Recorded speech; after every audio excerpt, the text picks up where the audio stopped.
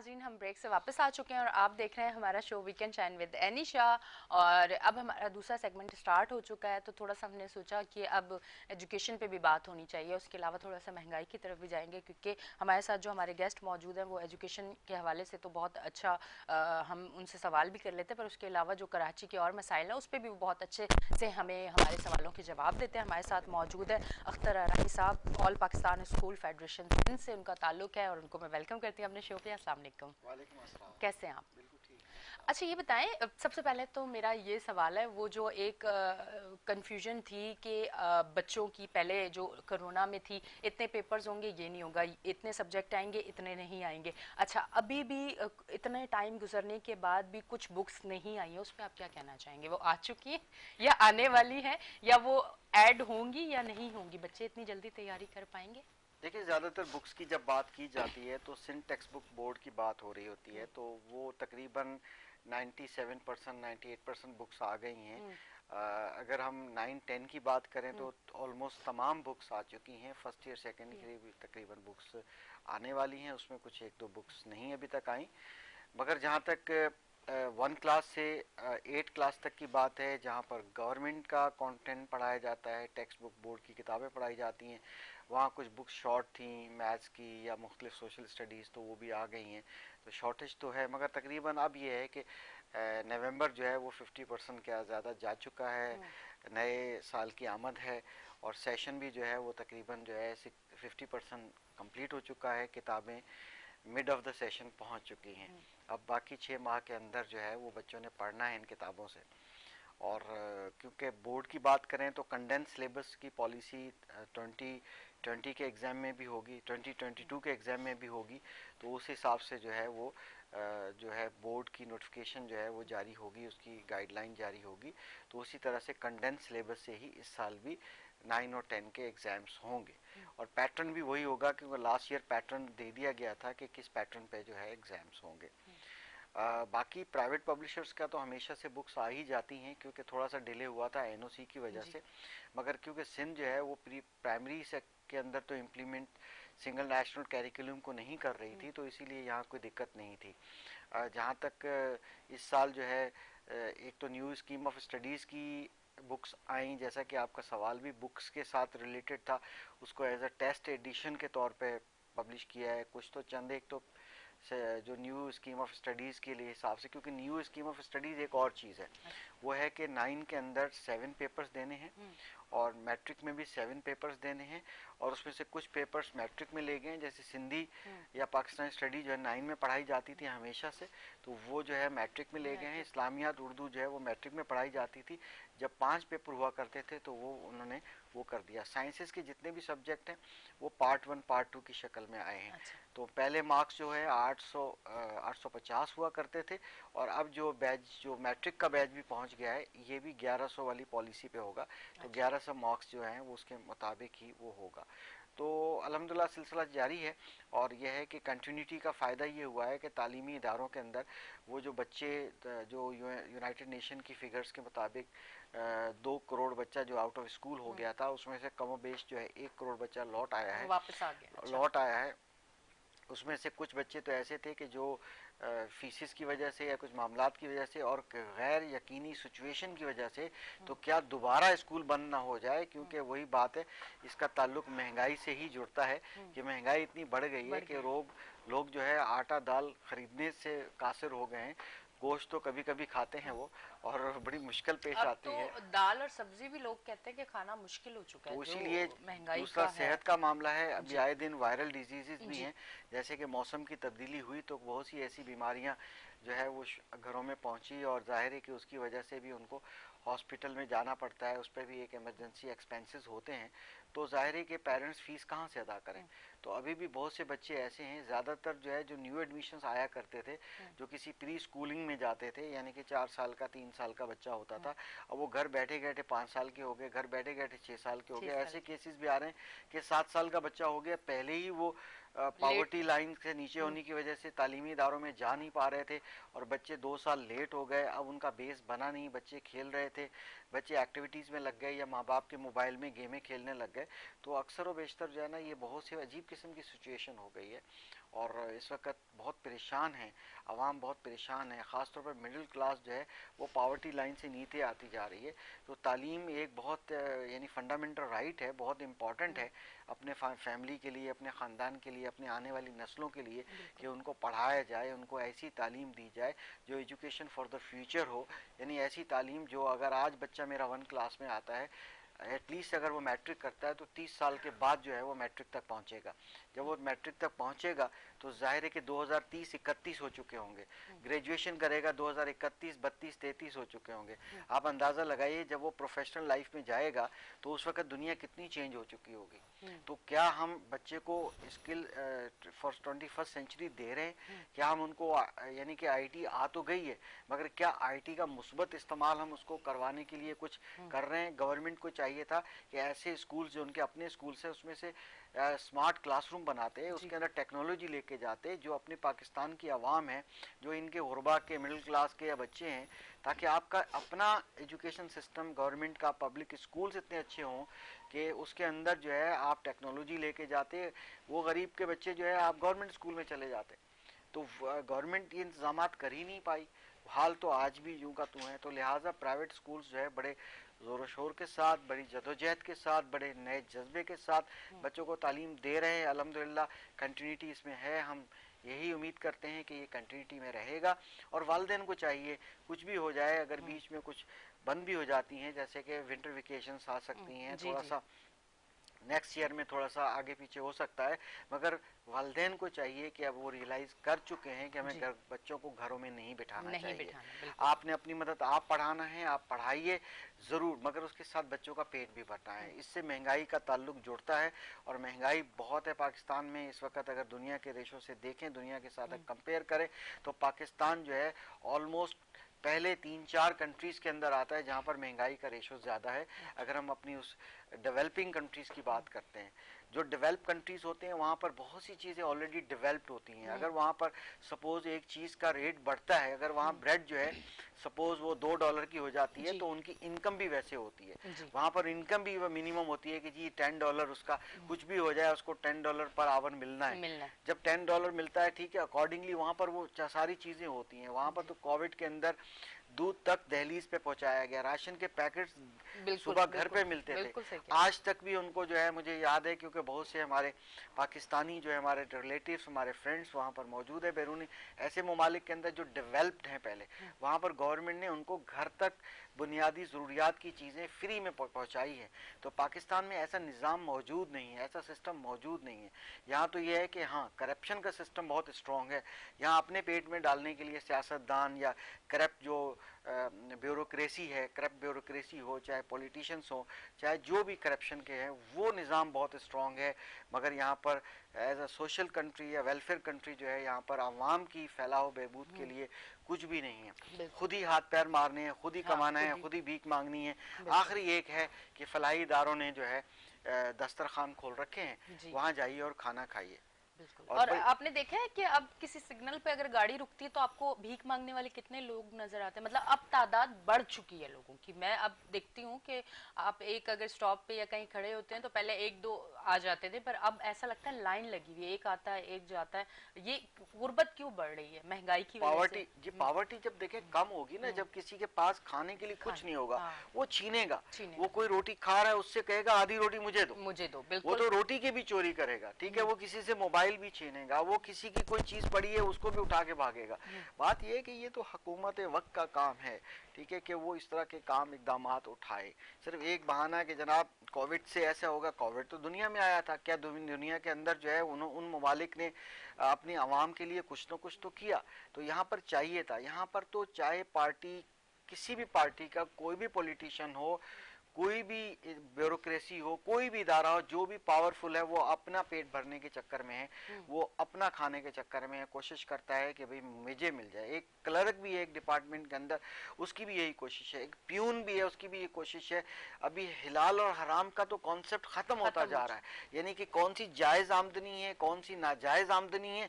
बस वो प्यून को भी जो है ना, आप 100 का नोट मुट्ठी गर्म कर दें, वो उसका काम आपका सहूलत कर देगा। यानी कि यहाँ तक जब इस तरह की हालात होंगे तो फिर क्या हम किसको हम दोष दें, किसको हम कसूरवार ठहराएं? ये तो हुकूमत वक्त का काम है या पहले के जो माजी के हुक्मरान थे उनका काम था। हमारी पॉलिसीज बनाने पे काम होता है। नो डाउट के मौजूदा हुकूमत कुछ काम कर रही है, अगर देखें बुनियादी तब्दीलियां ला रही है, यानी जो ये करप्शन का जो निज़ाम मजबूत निज़ाम था उस निज़ाम को तोड़ने की कोशिश कर रही है। मगर आप देखें हालिया क्या हुआ कि अभी असेंबली में अगर सपोज एक वोट की बात यानी इलेक्ट्रॉनिक वोटिंग सिस्टम की बात हुई है तो उस पर भी बड़े इश्यूज हैं, मतलब हर चीज पे इशू है। अगर मीडिया के लिए अगर एक बिल अभी सेनेट में गया हुआ था पास करने के लिए, उस पर भी आपने देखा कि कल मीडिया वहां पर सेनेट के अंदर किस तरह से वो फाड़े गए और फेंके गए। यानी कि क्या मतलब कोई भी बेहतरी लाने के लिए क्या मीडिया पिसता रहेगा? क्या वो जो 3 बिल पास हुए हैं क्या कोई क्या लेजिस्लेशन या कानून साजी गवर्नमेंट का काम नहीं है? क्योंकि कवानीन अपने लिए तो आप बड़ी जल्दी रातों रात ऑर्डिनेंस निकाल लेते हैं। आप अपने वक्तों में देखें आपने क्या किया, कितनी कानून साजी की, क्या आपने वेलफेयर स्टेट के लिए किया। माजी के हुक्मरान कोई भी यानी कोई भी हो, चाहे मौजूदा हुकूमत हो, मैं ये समझता हूँ ये भी उसी तरह से काम कर रही है। मगर इसमें यह है कि कुछ न कुछ बेहतरी है। विजन अच्छा था मगर वो इम्प्लीमेंट नहीं कर पाए कुछ वजूहात की वजह से। महंगाई जो है, अब आप देखें ना, 22 करोड़ का ये मुल्क है।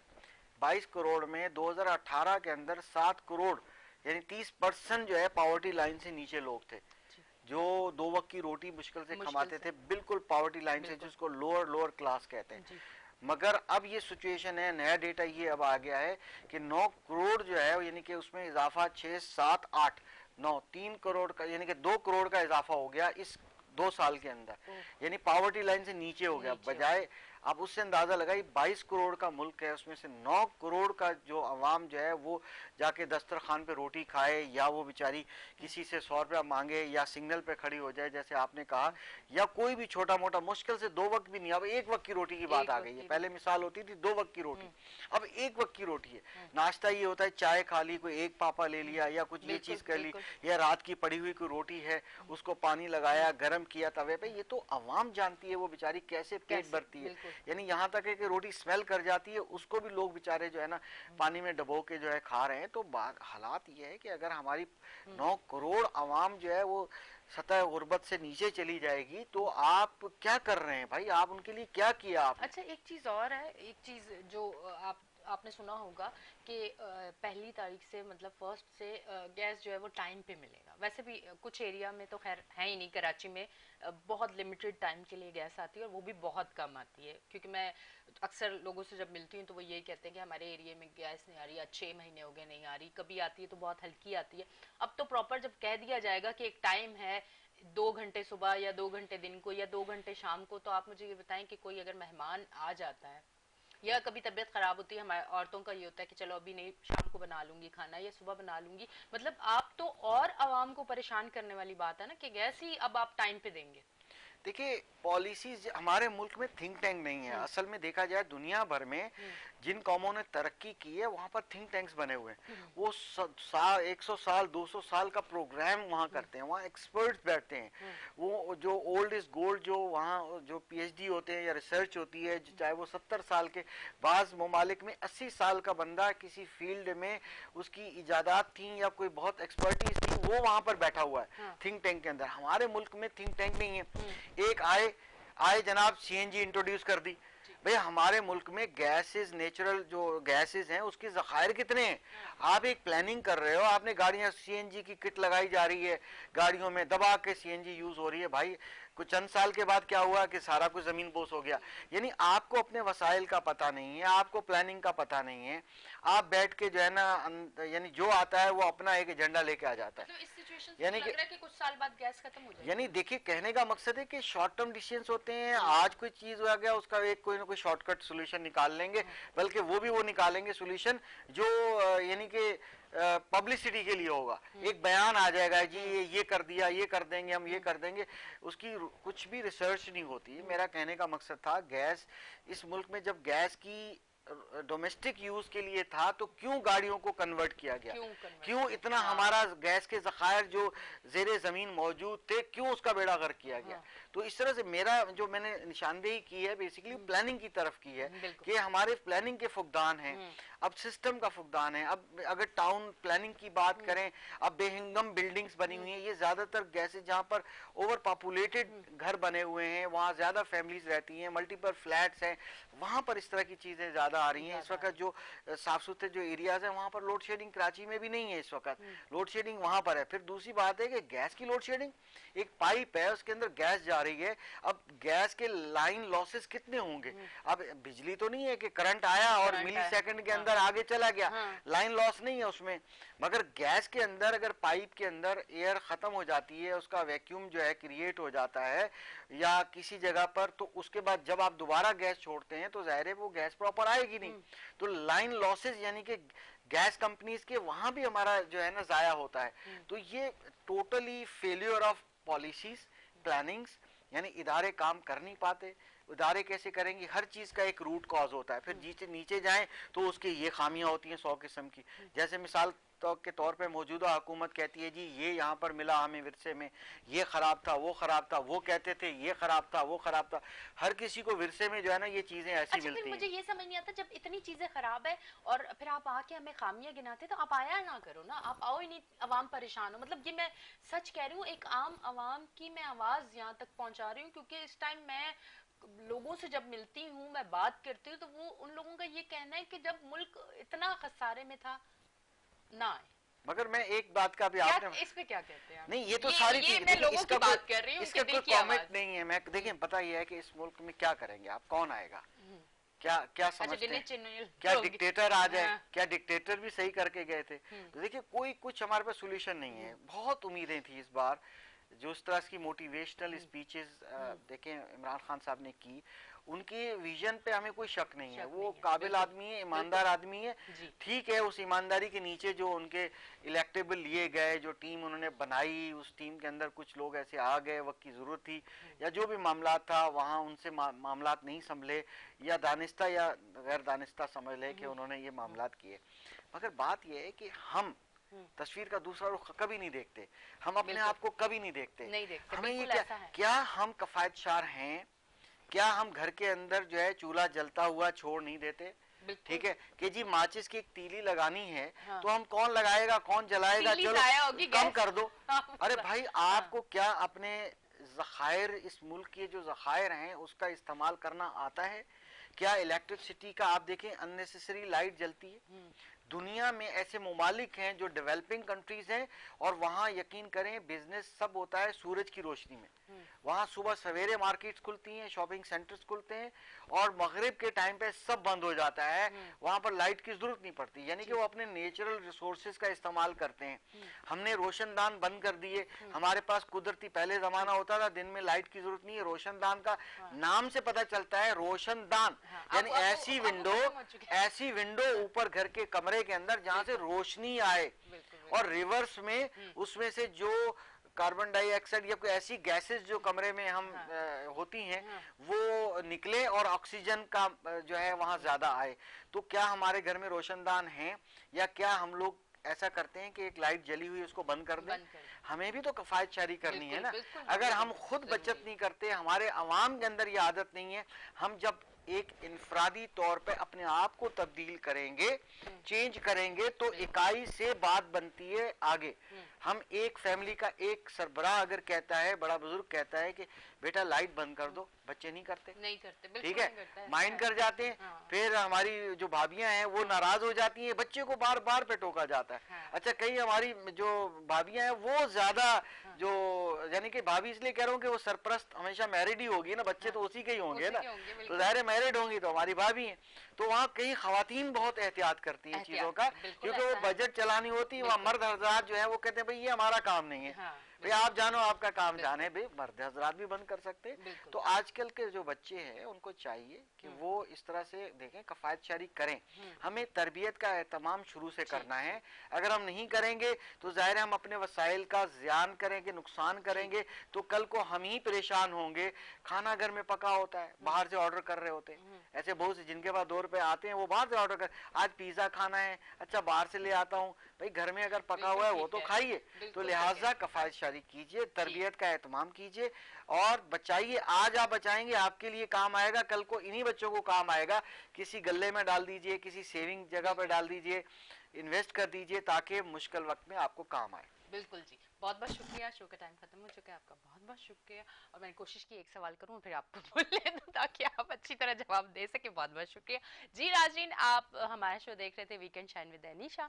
अब तक के लिए इतना ही। कल संडे का दिन है, इंशाल्लाह कल फिर हम लाइव आएंगे और लाइव आके फिर अच्छे सेगमेंट करेंगे, अच्छे से गेस्ट जो होंगे उनसे हम बात करेंगे और कल का शो भी यकीनन बहुत अच्छा होगा। तो अपना रखें बहुत सारा ख्याल। अपनी होस्ट एनिशा को दें इजाज़त। अल्लाह हाफिज़।